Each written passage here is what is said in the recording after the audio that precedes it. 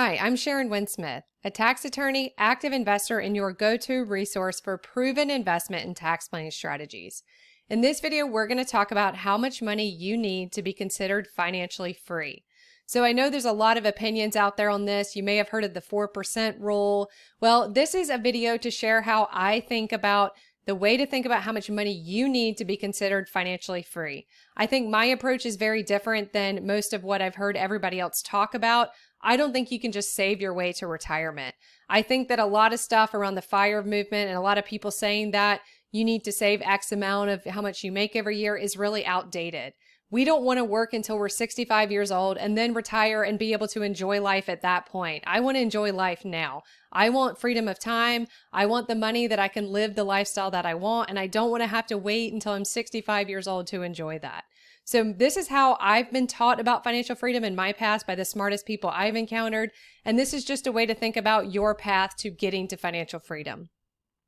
So the first thing I want to be clear about is that financial freedom is about much more than just money. Yes, you need money to get there, but it's really much more of a mindset. I'll have videos in the future that talk more about the mindset of someone who is financially free, but I know people who have $20, $30 million of net worth, and they are not financially free because they do not have the right mindset. Also, you can't just make the money. It can't be, the salary that you make every year. So if you have $5 million expenses and you're working in a job that makes, $7 million a year to be able to pay those expenses, you are not financially free. Financial freedom is a function of how much money you have. It is not a function of your salary or how much money you make at a job. I think that's a very outdated way to think about it. I think that when you're thinking about financial freedom and how much money you need to retire or do whatever you want with your life, then you need to think about how much net worth you need to accumulate to get to that point. It's not about the salary you need to make. It's not even about how much money you're making every year for the most part. It's really about how much money you have and whether you can invest that money in a way that's going to provide for the living expenses that you have each year. So the formula that I think about when I'm thinking about financial freedom is that my investment returns and the rate of returns that I get on my investments need to exceed my annual spending rate plus the rate of inflation. So basically, I need to have enough money or enough net worth that's invested in a way that it is kicking off each year average returns that pay for my life. So it's really as basic as that. I know there are a lot of people who may disagree with this approach, but I think this is a conservative way to think about, how much money you need and to think about your path to financial freedom. You do need to take into account inflation. So the expenses, for what your expenses are today, that's going to be a lot more in the future. So obviously, costs rise. So I can't think about just, how much my expenses are today because I need to think about how much my expenses are going to be 30, 40 years in the future when, I still hopefully am not having to do anything more than I want to be doing to pay for that or those costs. So what should we be thinking about as far as an inflation benchmark to use here in this formula? I typically use, people talk about between 2.5 to 3%. I know that sounds a little crazy because we're in the post-COVID high inflationary environment right now where inflation rates are pretty crazy. And, it's really hard to understand what is even the real, rate of inflation. It's not what the government's reporting usually. So you need to pick a number that you're comfortable with. I use 3%. If you want to do something higher because you're just, really nervous, I think that's safe. The inflation rate right now is not sustainable. It won't always be at that rate. It will come back down. The Fed always targets a 2% rate of inflation. I don't know if that's really, something I would ever model or really achievable. It's definitely not practical, I think, on an average basis. So you're looking at this on average, yes, you cost and inflation may be higher right now, but it should be a lot lower in the future. So I'm not concerned about the fact that we're in a high inflationary period. I still consider myself financially free. I have such a, a nest egg because I'm so conservative that my investment returns, I like to exceed them quite a bit above my annual spending and inflation. But you got to think about what you're comfortable with and just pick, the numbers that make sense to you. So let's just look at kind of a basic example of how my formula would work in practice. So let's say you have someone named Mary who spends approximately $350,000 this year. So that's her cost right now, right? When she's thinking about how much money would I need to be financially free right now. So obviously Mary does not live somewhere with a high cost, like New York City or Los Angeles or somewhere like that. But it's all going to be different, right? My annual costs are going to be significantly different than yours and everybody's out there. So you can't just have these blanket, approaches to financial freedom and the formula that you use, because people have very different, factors that they need to consider, and very different lifestyles and just goals and objectives. So we're going to say Mary, spends about $350,000 a year. Her investments return on average 10% after tax. So that's a very conservative return, after tax. If you're not able to get 10% after tax investment returns, please check out my other videos, because that is a very, very, a very achievable rate of return. And hopefully, you're getting a lot higher than that. Otherwise, you're going to have a much higher level of money that you need. And I'll show you that when we walk through some numbers and how this would look in practice. Mary's going to, just use a 3% average inflation benchmark. You can put in that whatever you want.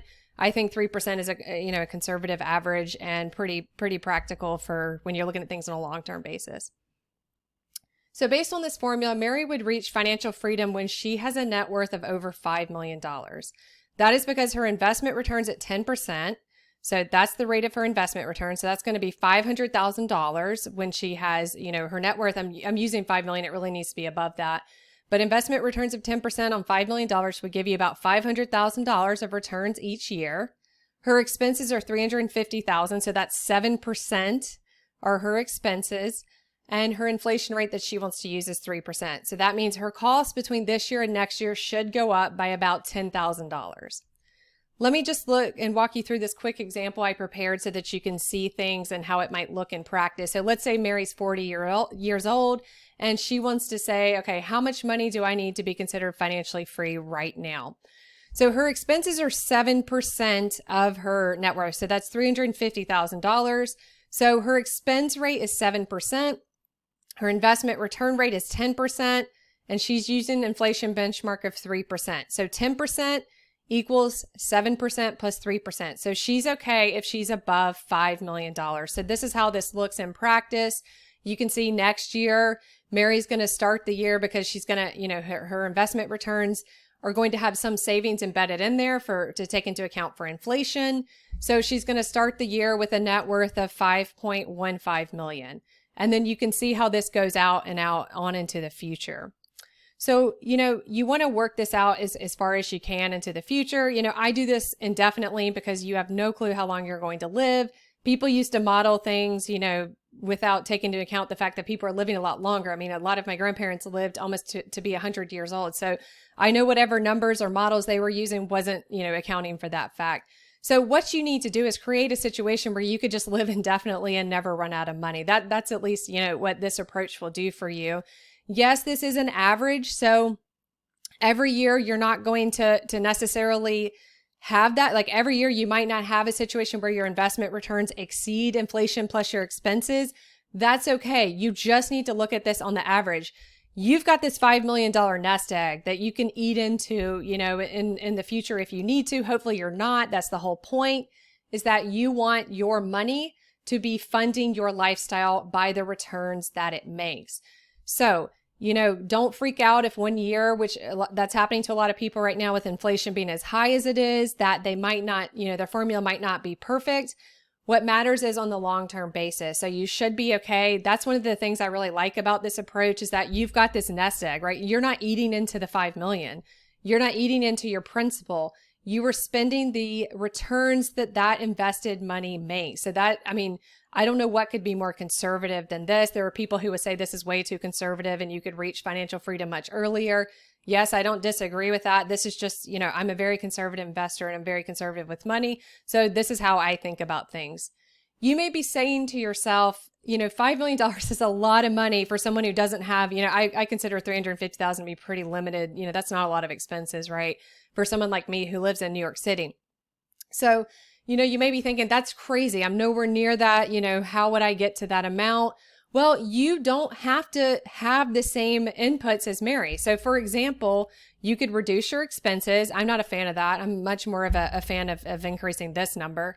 So you could increase the investment returns. You should be able to achieve well above 10%. You should, depending on how savvy you are, depending on how much money you have to work with, depending on whether you're an accredited investor or a qualified purchaser, you should be able to get well above, investment returns of 10%. It might be that you need to manage a business. Financial freedom doesn't mean you sit on the couch and watch CNN or, CNBC all day. It means that you are, ultimately have ultimate control over your time. I consider myself to be financially free, but I'm not sitting around all day. I'm working, I'm doing something, I'm working out, I'm reading, I'm working on my businesses. So, it doesn't mean you're sitting around all day. That's why I said it's much more of a mindset than it is just kind of, how much money you have or a factor of how much savings you have. So if you want this to go up, you might need to run a business passively and you can have those returns skyrocket. No, you might not run that business when you're 70, 80, years old, but you can do other things. You can invest in things at that point that are kicking off 20%, 30% returns, and not taking on too much risk. So you don't think you're stuck with these numbers. This is the basic, right? So 10%, I consider that the bottom, right? That's the bottom average return I'm ever going to think about. It's definitely not, the rate I would use. So don't just assume, that you need to use these same metrics. If you're someone who's just a really good investor and you're getting 20%, or you own a business, and you're making 50% returns, whatever it is, these are going to be very different from you.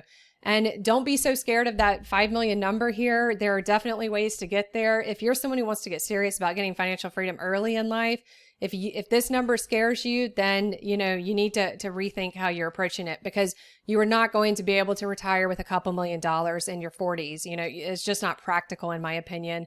And I've honestly never really seen someone do it successfully, except for in situations where they're like living out of a van or something, which just isn't really my cup of tea.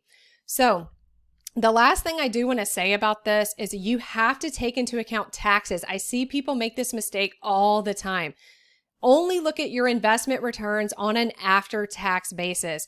That 10% better be the returns that you are putting in your pocket or somehow recognizing an appreciation, whatever it is, however you're going to access, those returns. There's different ways to do it. You need to make sure that is on an after-tax basis. If you're using something like an SBLOC, you need to make sure it's on an after-tax, and after SBLOC interest expense basis. So whatever, investment return percent you're using, that needs to be the actual money that you get to keep after all costs and taxes and everything is taken into account. So that's very important.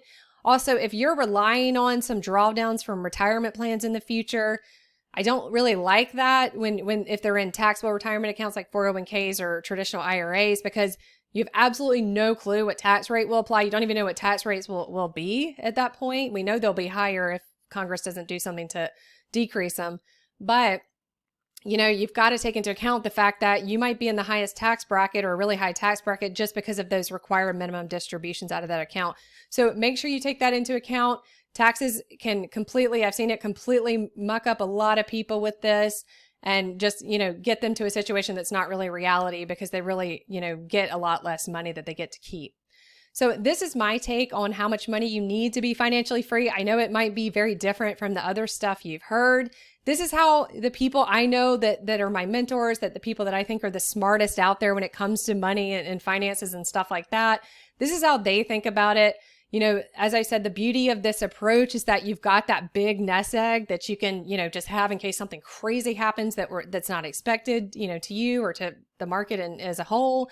And also that's something you can pass down to your heirs. So, that's a way to think about it, is you can live off that money and off, you're not spending the principal, and then the principal can just be passed down to your heirs in the future when you die. So this is my take on the approach and the path that you need to think about as far as how you're going to achieve financial freedom. If you want to get more tips on how to actually do that and make that money and invest that money, subscribe to my channel and check out my other videos.